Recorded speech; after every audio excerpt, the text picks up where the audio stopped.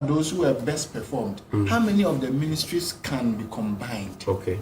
You have that ministry was supposed to have done an annual assessment. Yes. They did it for 1 year. We did a public show of it in Parliament. I was in Parliament. I actually asked Haji Alima Mahama at the time. I asked her, well, Madam, I understand that you are going to be assessed in next week. And she said, I am not aware. Probably she had not been told that anybody was going to be assessed by the work. But what you have now is that's the Honorable Sechimen Sabonso leading the Speaker of Parliament. With them, you will find the entourage of the creme de la creme of Parliament. That's the President elect who will now be sworn in, or he'll have his investiture with his Vice President, Alhaji Dr. Mahmoud Bawumia. The First Lady is there. The spouse of the Vice President is also then. Just to remind you that we're live on 3FM 92.7 and on our Facebook page, on TV3 Ghana, on Instagram and on Twitter as well. Our WhatsApp line is active and you can share with us your thoughts and comments. So it means that we're set and ready to go. We're waiting for the cue of the Speaker of Parliament to invite the Chief Justice to do what's due. But at this point, I'm sure we can all tell that this is as colorful as ever. Dr. Sarkodie, so the president, again, and for me, I've always said that I liked his style of appointing his ministers. He would mention your name, mention your credentials, mention the problem that he has seen at the ministry he's taking you to, give you a KPI, and tells you what he actually expects you to do for the people of Ghana.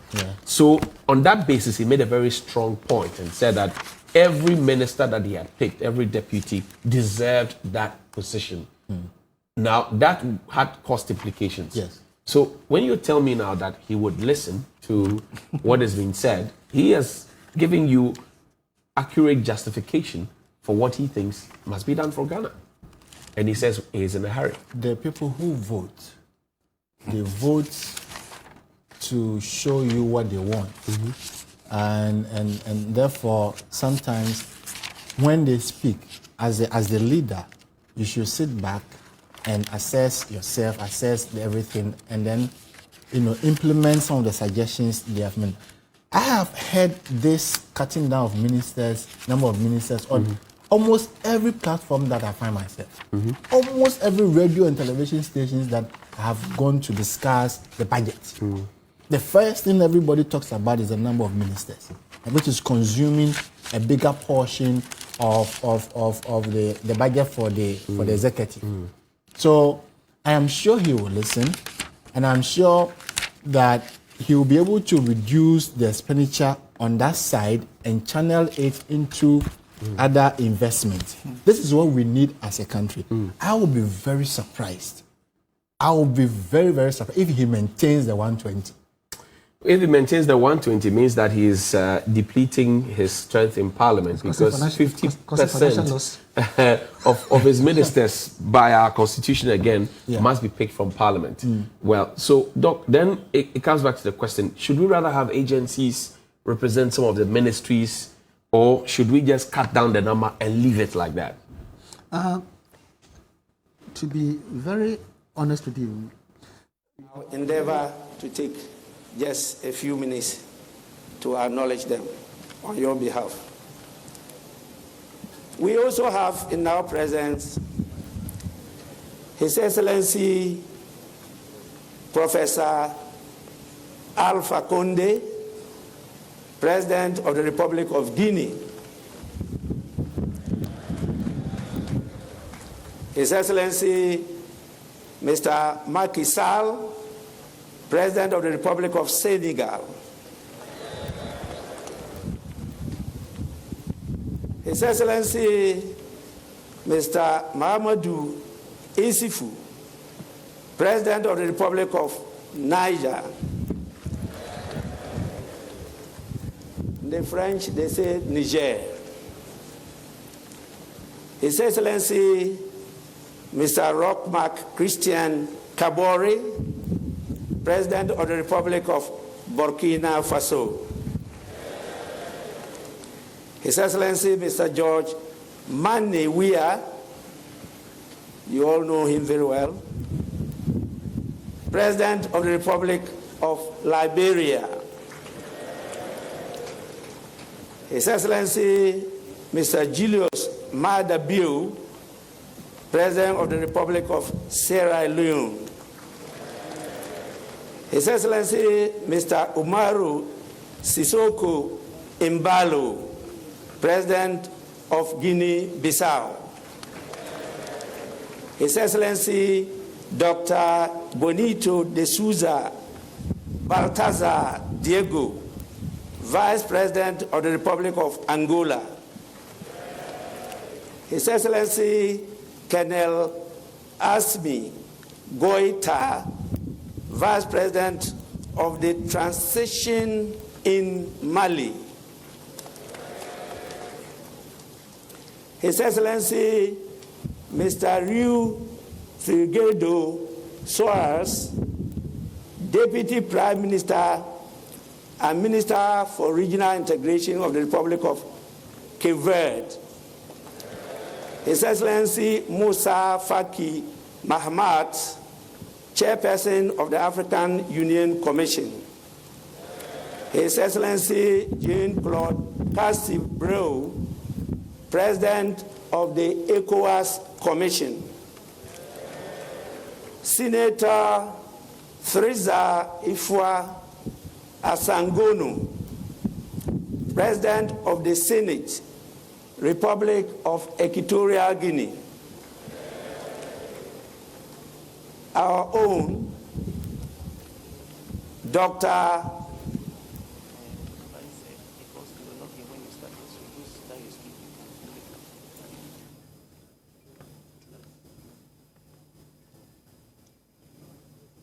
Dr.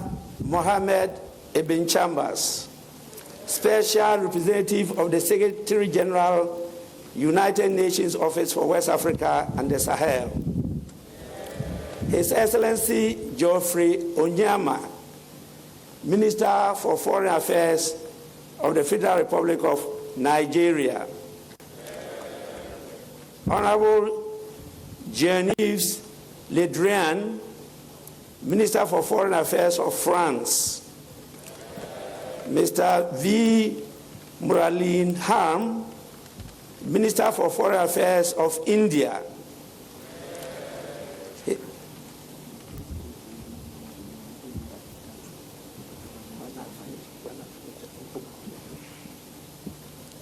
His Excellency Aurélien A. Agbenonsi, Minister for Foreign Affairs of the Republic of Benin, Honorable Vincent Biruta, Minister for Foreign Affairs of the Republic of Rwanda, Mr. Mamadou Tangara, Minister for Foreign Affairs of the Republic of Gambia, Mr. Pakomi Murbelet Mubeya, Minister for Foreign Affairs of the Republic of Gabon. And we have also His Excellency John Ajekun Akufo, former President of the Republic of Ghana.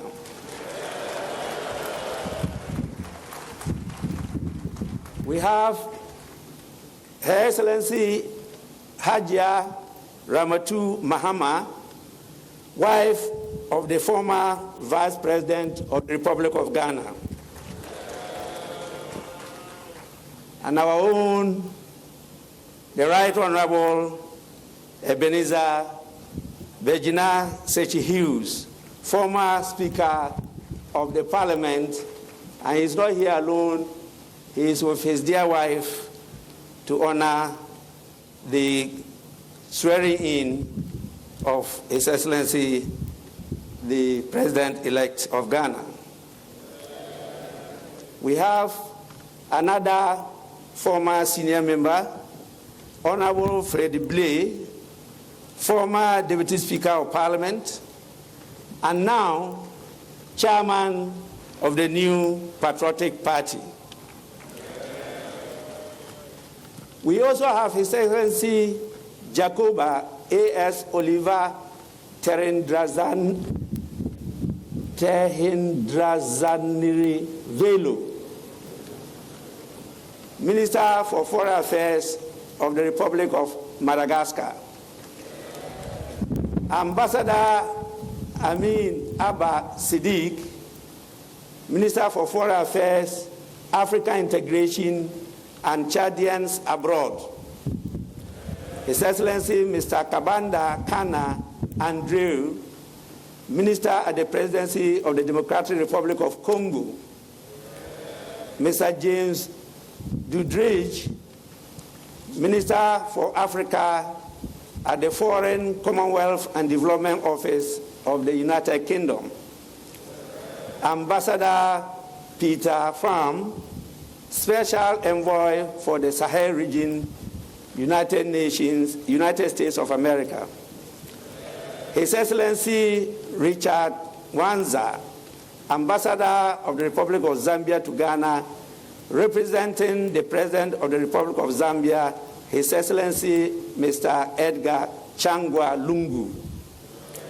His Excellency Emad Magdi Hana Kamel, Ambassador of the Arab Republic of Egypt to Ghana, representing the President of Egypt, His Excellency Abdul Fattah el-Sisi, His Excellency Ms. Imani Kwadil, Ambassador of the Kingdom of Morocco, representing His Majesty King Mohammed VI of the Kingdom of Morocco. We have numerous distinguished members of the diplomatic corps, too many for mention. But before I end, I had acknowledged some of the dignitaries before the arrival of His Excellency the Vice President-elect and His Excellency the President-elect. And so I will just mention them. It's only, I believe, 4 names. So just bear me for a while. His Excellency Mr. Sassou Nguesso, President of the Republic of Congo, is here with us. His Excellency Mr. Faure Gnassingbé, President of the Republic of Togo.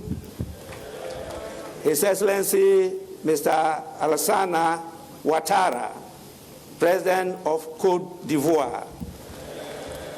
And I believe the last but not the least, His Excellency Professor Alpha Condé, President of the Republic of Guinea. It's important that I acknowledge the presence of my dear one,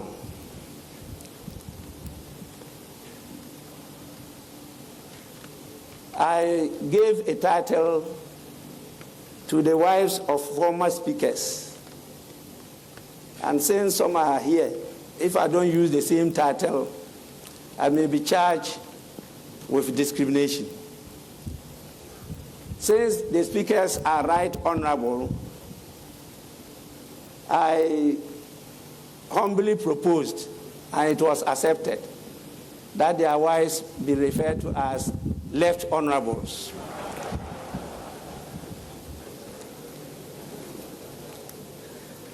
So my dear wife is here, the left honorable Alice Adjoa Jonas. Now, honorable members, with your kind permission, I want to, on behalf of the House and my good self, wish the visiting dignitaries a pleasant stay in our country.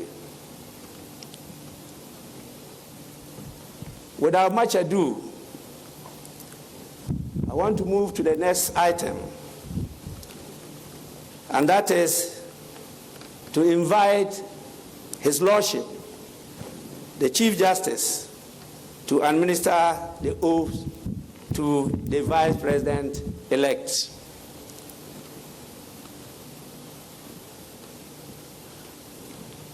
Your Lordship, You may carry on.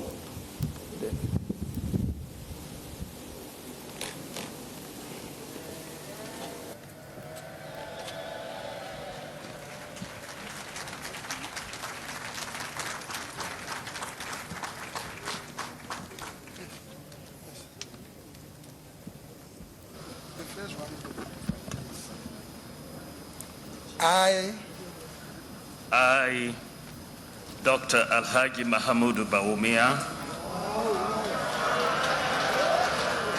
do in the name of the Almighty God swear do in the name of the Almighty God swear that I will bear true faith and allegiance that I will bear true faith and to allegiance the Republic of Ghana to the Republic of Ghana as by law established, that I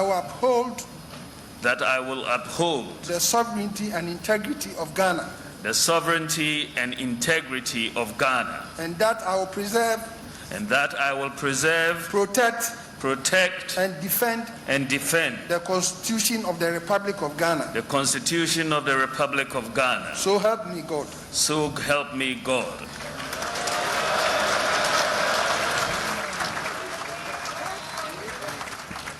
That's the oath. I, Mahamudu Bawumia, having been elected to the office of the Vice President of the Republic of Ghana,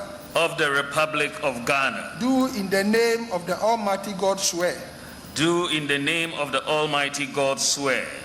that I will at all times preserve, protect, and defend the Constitution of the Republic of Ghana. And I will dedicate myself to the service and well-being of the people of the Republic of Ghana, and to do right to all manner of persons. I further solemnly swear that should I at any time break this oath of office, I shall submit myself to the laws of the Republic of Ghana, and suffer the penalty for it. So help me God. So help me God.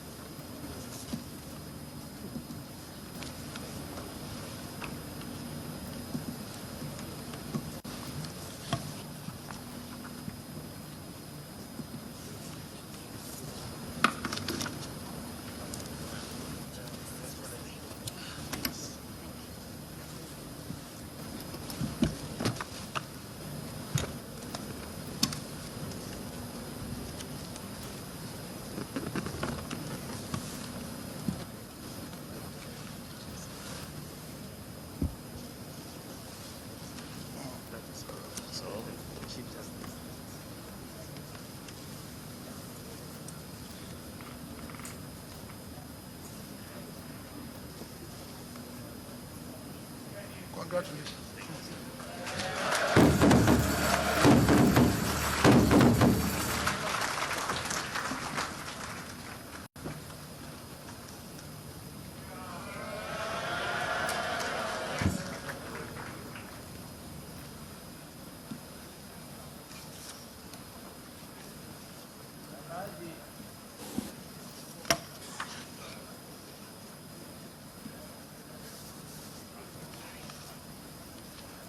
Alhaji Vice President, on behalf of the House and on my own behalf, I congratulate you on your assumption of the office of the land as Vice President of the Republic of Ghana.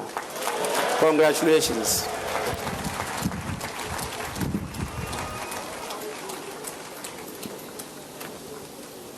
Honorable members, before I go to the main item, my attention has been drawn to the presence in this August House of some special dignitaries that we cannot afford not to recognize.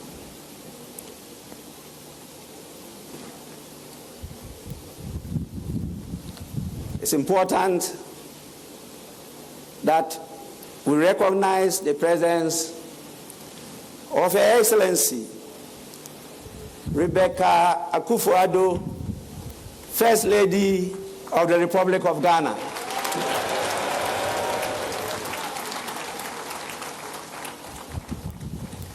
We also have with us Her Excellency Ramatu Bawumia,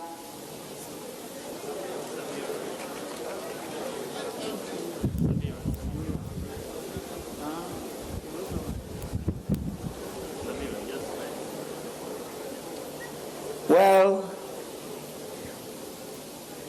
I don't know whether she saw an affidavit to change her name, but that was what they submitted to me. So, Your Excellency, I apologize on behalf of the House for the mix-up. She is Her Excellency Samira Bawumia, spouse of the Vice President of Ghana, who is the second lady of the Republic. We also have our revered traditional leader, a paramount chief, but I'm not recognizing him because of that title. I'm doing so because he is the chairman of the Council of State in the person of Nana Otu Sriboa.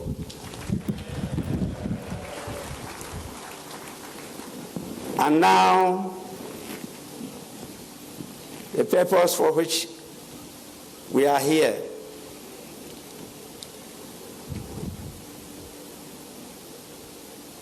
I have your permission to invite His Lordship, the Chief Justice, to administer the oath to the President-elect. Chief Justice, you may do so now.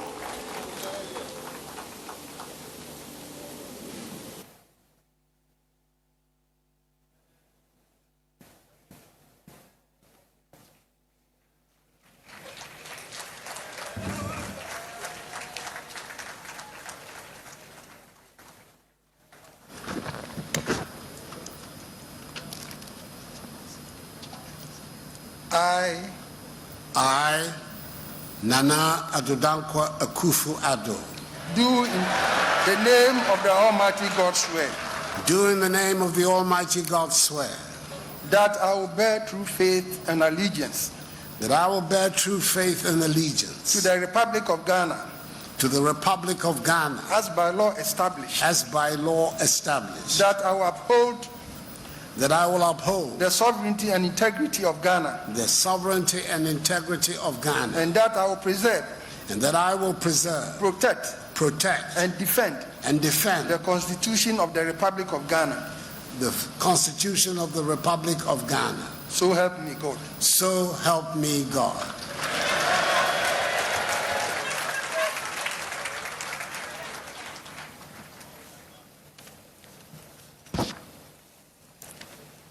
I,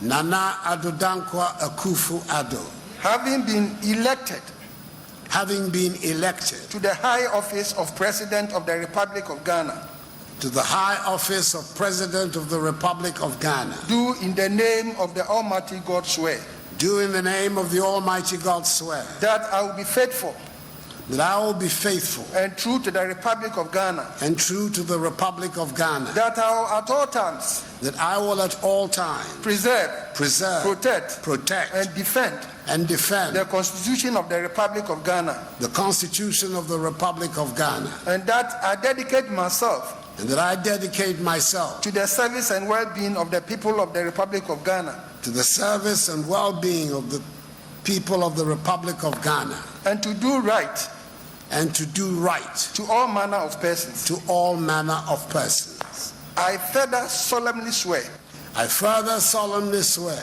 that should I at any time that should I at any time break this oath of office, break this oath of office, I shall submit myself I shall submit myself to the laws of the Republic of Ghana to the laws of the Republic of Ghana and suffer the penalty for it. and suffer the penalty for it. So help me God. So help me God.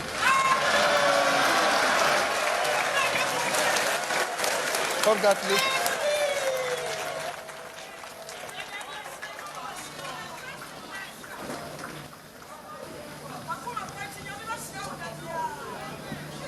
Do you want me to fill this in?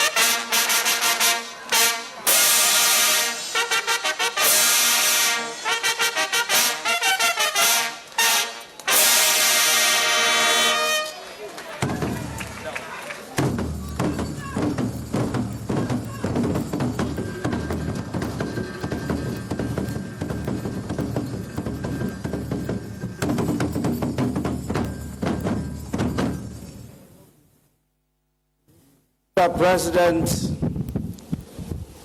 on behalf of the House and on my own behalf, I congratulate you on your assumption of the highest office of the land as President of the Republic of Ghana.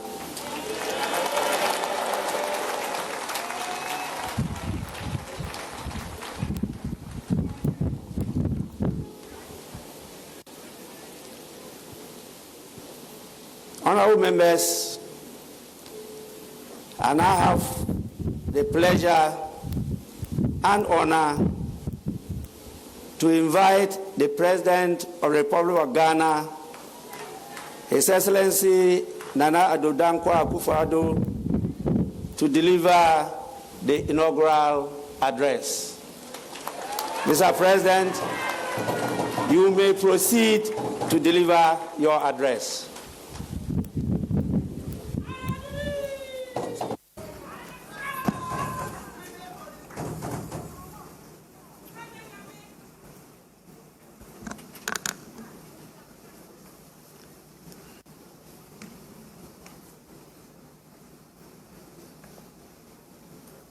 Mr. Speaker, I extend a hearty akwaba, our word of welcome to the excellencies, the distinguished leaders of sister states from our region and continent, as well as to eminent representatives from other friendly nations and international organizations who are gathered here in the vibrant city of Accra, capital of Ghana, to join us on this auspicious occasion. I thank each and every one of you for being present at this inauguration of my second mandate, COVID-19 notwithstanding. Your attendance is an expression of solidarity and friendship that speaks volumes of your attachment to the goals and aspirations of the Ghanaian people and state, for which we are very grateful. I must at the outset express my warm congratulations to my good friend and colleague of many years in this House, the Right Honorable Alban Sumana Kingsford Bagbin, on his assumption of office as the Speaker of the 8th Parliament of the 4th Republic. Nearly 3 decades of devoted service to Parliament by you has culminated in this moment, which has seen your elevation to the 3rd great office of state of our nation.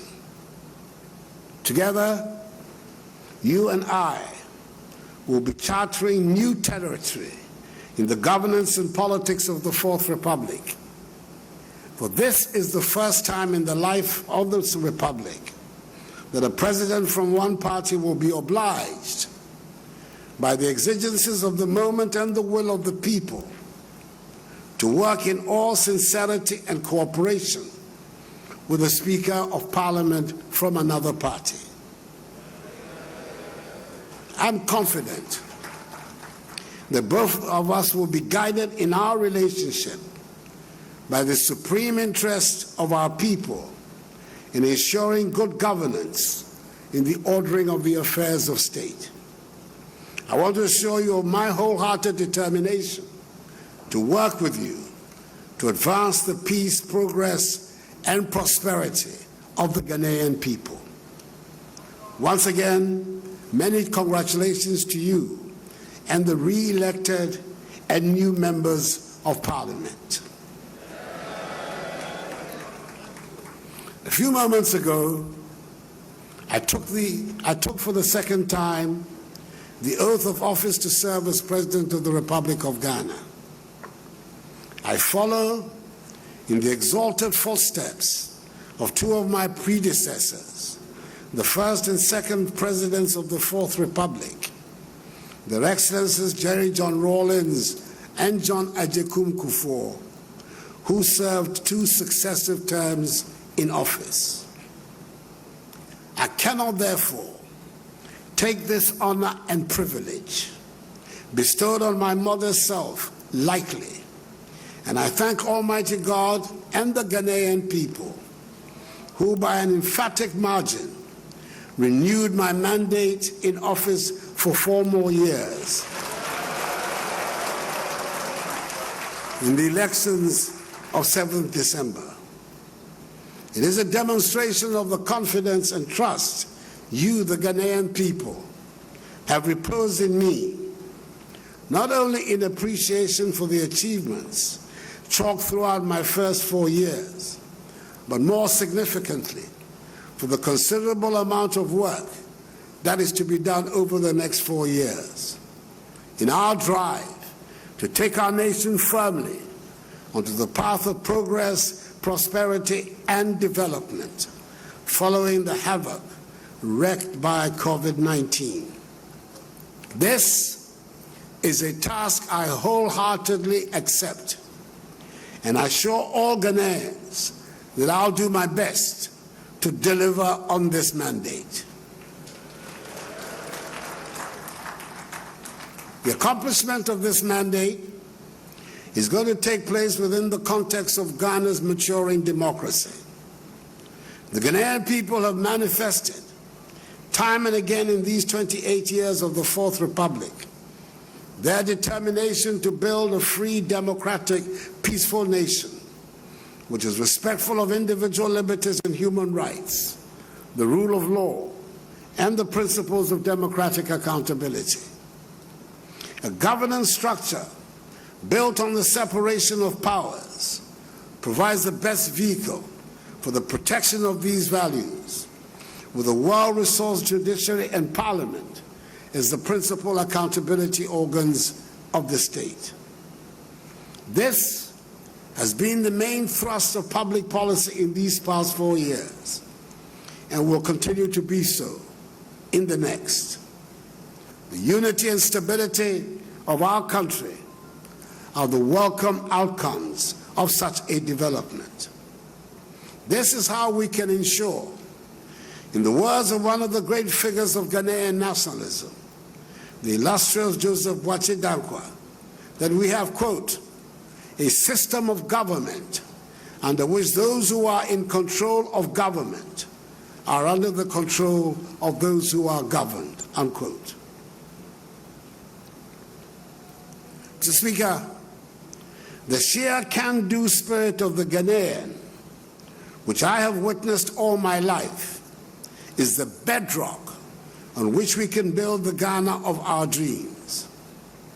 Indeed, 4 years ago at my first inauguration, I urged all Ghanaians to be, and I quote, citizens and not spectators, unquote. I appeal to you to be active participants in the effort to help build the Ghana we want, the democratic, free, prosperous, and united Ghana envisaged by our founding fathers as the Black Star of Africa.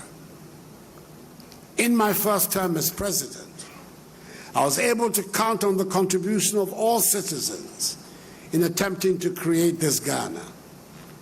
What I have seen these last 4 years is further evidence, if any were needed, that the Ghanaian will no longer accept poverty and deprivation as his or her portion, but is rather determined to work to chart a path of growth and development for himself or herself.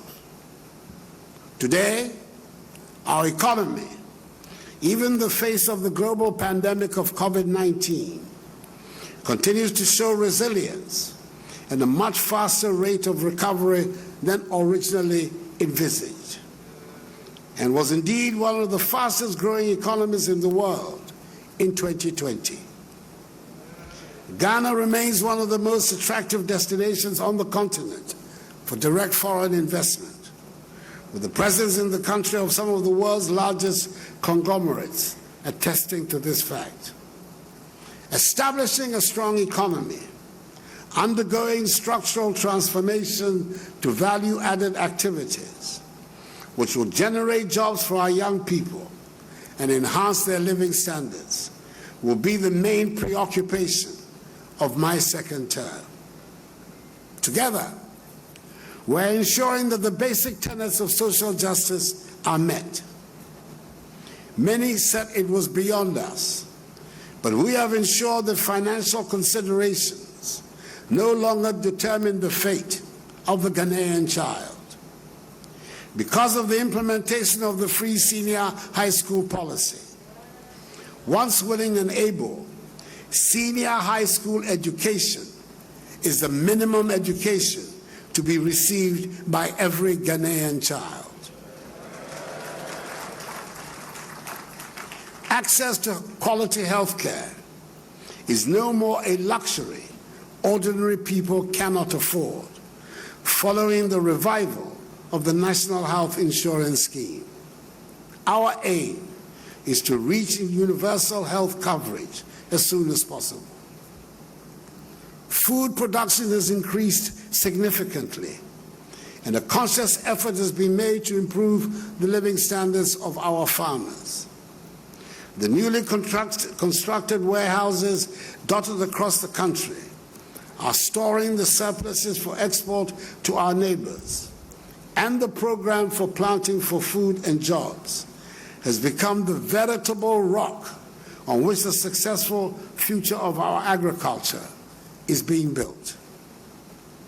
Our roads are being constructed at a much faster pace than before, and yes, I acknowledge that there are still many more kilometers to construct. We defined last year as the year of roads. This year will be the second year of roads. As we continue with our focus on dealing with the deficit in our road infrastructure, the development of our rail sector, on which considerable resources and energies are being devoted, will open up the country and lead to the creation of a more connected society, and will also help realize the goal of regional and continental integration. The arrival of COVID-19 drove home the lesson to all of us that we have to be self-reliant.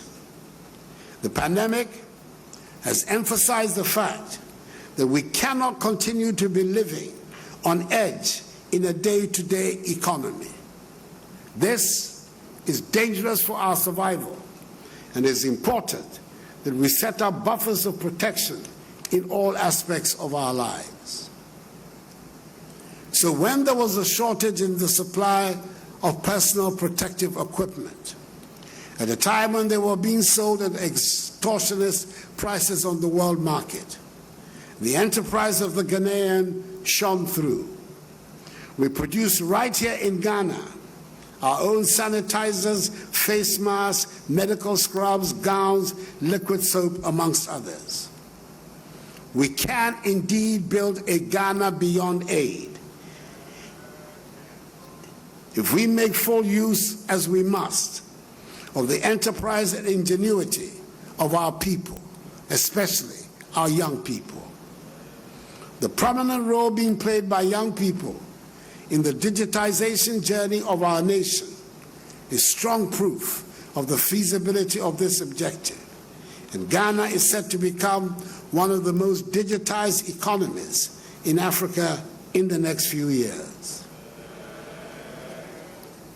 In this same vein, I expect the locally produced Eku juice, one of the results of government's one district, one factory flagship policy, to replace rapidly the imported fruit juices on the shelves of our supermarkets. Not because anyone will so decree, but because the quality of the locally produced one is as good, if not superior. I doubt, Mr. Speaker, that anyone would ordinarily mention Akweteshi, the local gin, as a possible item on the world market. I cannot vouch for its taste or potency, since I gave up alcohol many years ago. But I can say that the made in Ghana and beautifully packaged Epu I have recently seen can compete in the most sophisticated markets in the world. My boundless confidence in the energy of the Ghanaian makes me believe that we can become the prosperous nation we aspire to and soon. We have good reason to be proud of what we have been able to achieve so far. Mr. Speaker, we know that the democracy we seek to build and entrench in Ghana will ultimately succeed if we build a prosperous nation and our people are at peace with themselves and with the world. I pledge before this august house and the good people of Ghana that all I do will be for the common good. And with a firm foundation laid in my first term of office, we shall take a significant step towards reducing the infrastructure deficit that has placed us all throughout our nationhood. The remaining 15% of our communities without electricity will be covered by the end of my second term. We have already begun constructing hospitals in the remaining districts that do not have one, a process which will be completed within the year. The percentage of Ghanaians without access to potable water is set to reduce significantly following the commencement of work on a number of water supply projects across all parts of the country. The majority of our people live in unacceptable housing, and we shall tackle the problem with vigor. With discipline and caution, just as we have done since March 2020, we in Ghana can continue to reduce the number of active cases of COVID-19, which currently stands at a little over 900, and open up our country again to the rest of the region, continent, and the entire world. We have taken the bold step of reopening all our schools again because our fundamental conviction that education is the key to our future. We will do everything possible to ensure not only the safety of the children, but of teachers and non-teaching staff as well. We Ghanaians have always been very much aware of our place in our neighborhood, in our continent, and in the world. We recognize that poverty and insecurity plague our region, and thus we shall continue to make our voice carry the weight of our convictions and contribute to making our world a safer and happier place. We shall play our full part in the deliberations and activities of all the organizations to which we belong: ECOWAS, the African Union, Commonwealth, La Francophonie, the United Nations, and others. Ghana, which has the privilege of hosting the Secretariat of the Africa Continental Free Trade Area, intends to be one of the main drivers of its success. The AFCFTA provides us Africans with a great opportunity to exploit and develop our resources for the benefit of our own people and end the centuries-old exploitation of our continent's vast wealth for the benefit of others. In the words of the historic first leader of our nation, the celebrated Kwame Nkrumah, and I quote, "It is clear that we must find an African solution to our problems, and that this can only be found in African unity. Divided we are weak. United, Africa could become one of the greatest forces for good in the world," unquote. To my fellow Ghanaians, I invite all of you to join in the exciting business of developing our country. There are endless opportunities if we remain united. What our forebears dreamed of, we will achieve. If we inherited dreams and visions from our founding fathers, we should leave legacies of achievements and realities to our children and their children. For I believe in the limitless prospects of Ghana and of us, her people. So let us be up and doing, and with faith in the Almighty, seize our destiny. Mr. Speaker, may God bless us all in our homeland, Ghana, and make her great and strong. Your Excellencies, once again, Akwaba, I thank you for your attention.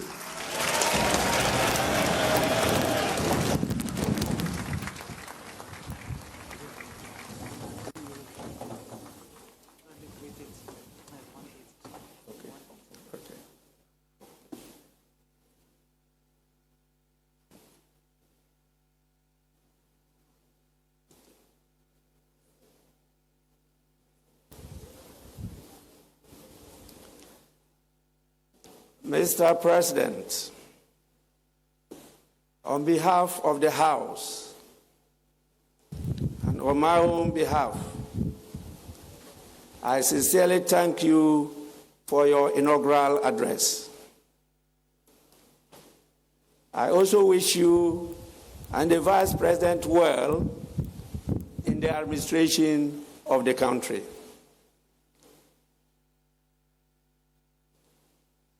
Honorable members,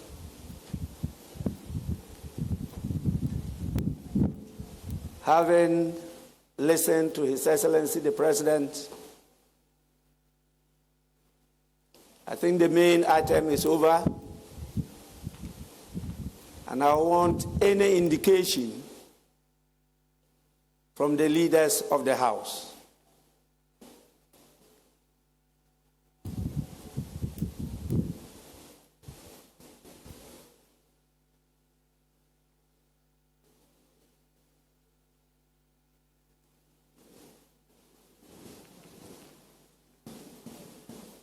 I see the honorable member for Swami constituency, Honorable Oseche Mensah Bonsu. Any indication? Speaker, today, Thursday, the 7th of January, has been a very momentous occasion. We have had to elect the Speaker of Parliament and his two deputies for the 8th Parliament. In turn, the Speaker has also had to swear in members of Parliament-elect. Then, as we find ourselves in the tent now, we've witnessed the swearing in of His Excellency the President and his Vice President. The President and indeed Vice President of the Republic of Ghana. The day has been long. Addo was tortuous and indeed rather labyrinthine. For the newly sworn in members of Parliament, the day began yesterday before 11 p.m., which means that they have had to endure almost 15 hours since yesterday without blinking our eyes. Mr. Speaker, there is a lot of wisdom in beginning the swearing-in process soon after midnight, and the events of today bear ample testimony in the wisdom contained in this exercise. The Speaker has said there has not been any indication from you about the extension of the sitting.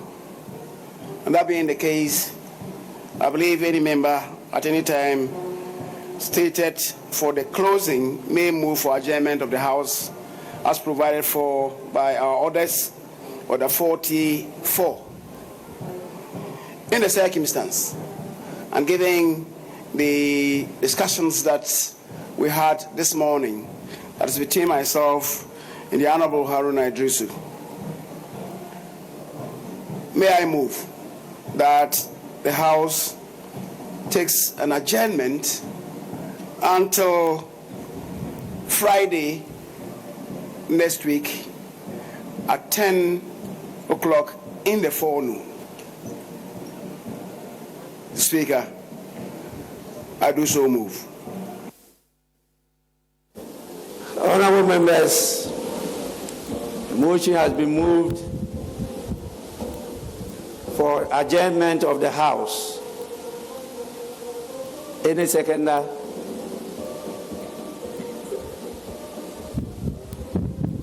Sorry. Right, Honorable Speaker. I beg to second the motion.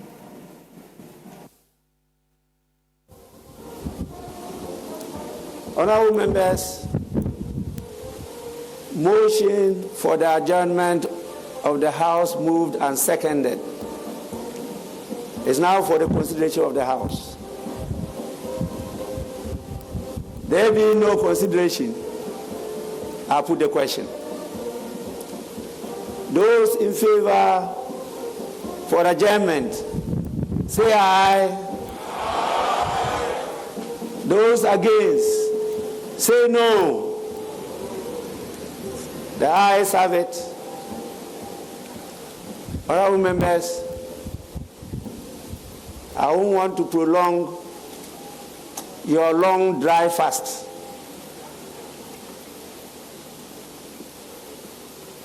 I have myself fasted more than I've ever done.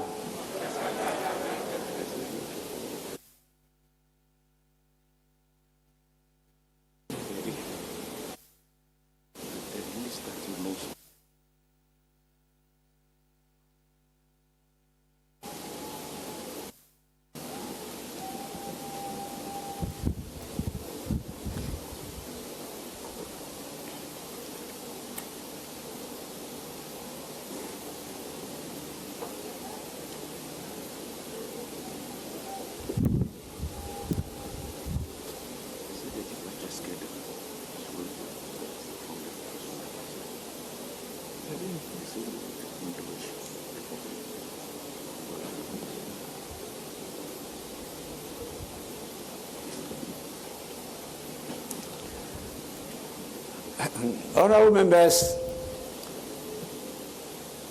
there is a very vigorous attempt to arrest the motion.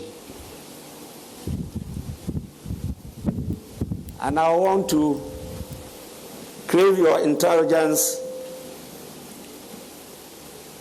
to permit just a few minutes, because it's a request I cannot turn down. We are being called upon to give an opportunity to one of our visiting dignitaries to at least say a word or two of gratitude to His Excellency the President. This is the request. And I'm told it's coming from the highest office. And so, with your kind indulgence, may I invite His Excellency Professor Alpha Conde to say a few words of thanks in response to the address, inaugural address of His Excellency the President of Ghana. Your Excellency, you may proceed to the podium.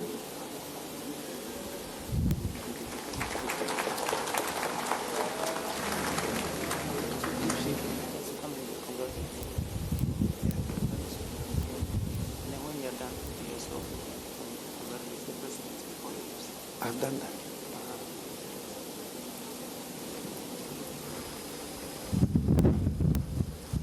Je voudrais dire d'abord que c'est un grand plaisir, un grand honneur pour nous d'assister à la prestation de serment de notre frère et ami président Nana Addo, d'autant plus que nous n'oublions pas le rôle qu'a joué le président Nkrumah. Tout ce qu'il a dit, c'est vérifié. Il a dit, si l'Afrique ne s'unit pas, voilà ce qui va arriver. Et tout ce qu'il a prédit est arrivé. Donc c'est une grande fierté pour nous de nous retrouver au Ghana. Et nous remercions tous les chefs d'État qui se sont déplacés pour rendre hommage à notre frère. Et nous savons que sous sa direction, le Ghana va faire des pas de géant. Et le peuple ghanéen peut compter sur l'ensemble des chefs d'État de la CEDEAO et de l'Union africaine pour accompagner notre frère pour le mieux et pour le bonheur du peuple du Ghana. Je vous remercie.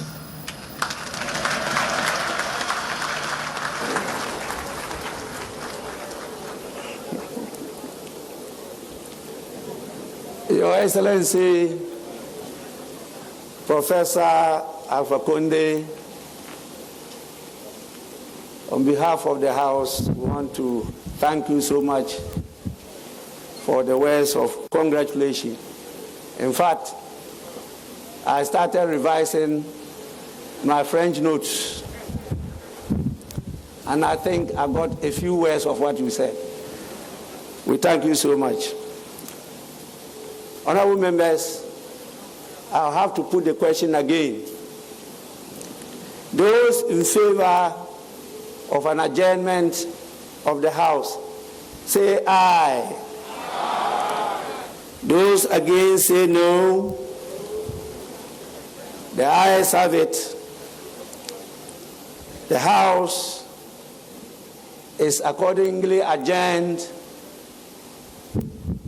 to Friday, the 15th day of January at 10 in the forenoon. The House is adjourned.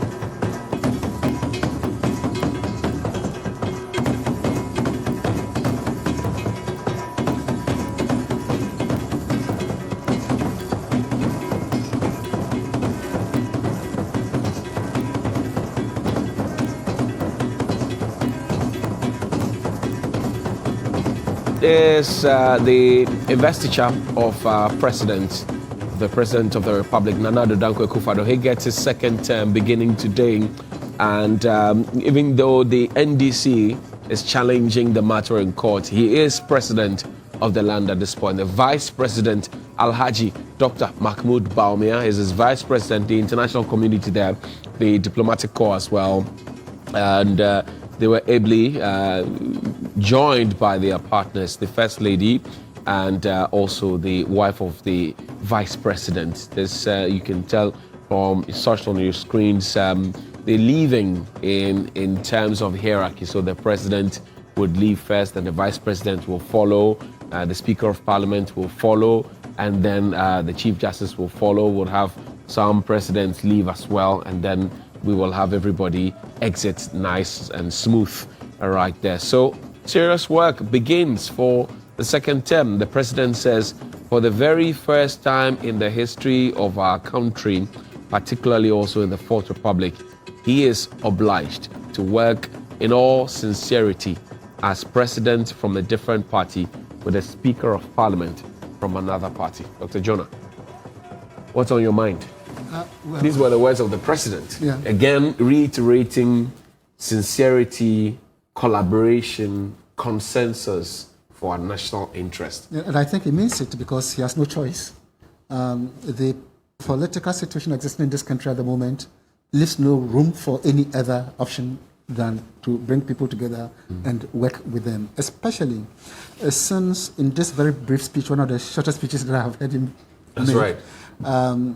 he intends to not only consolidate the gains he has already made, but he also intends to undertake value-added activities that will provide people with more jobs. And he says that this year was the year of roads. Last year was the year of roads. This year is going to be the second year of roads. And then he's going to continue with the planting for food and jobs and the kind of self-reliance which COVID-19 has imposed on us. You know that under COVID-19, we started producing our own hand sanitizers, our own nose masks, and so on and so forth. And he says this is the kind of self-reliance which will define his second term. Dr. Norman, so the President is calling consistently. I mean, through SONA, through everywhere, he's calling for us to start working together.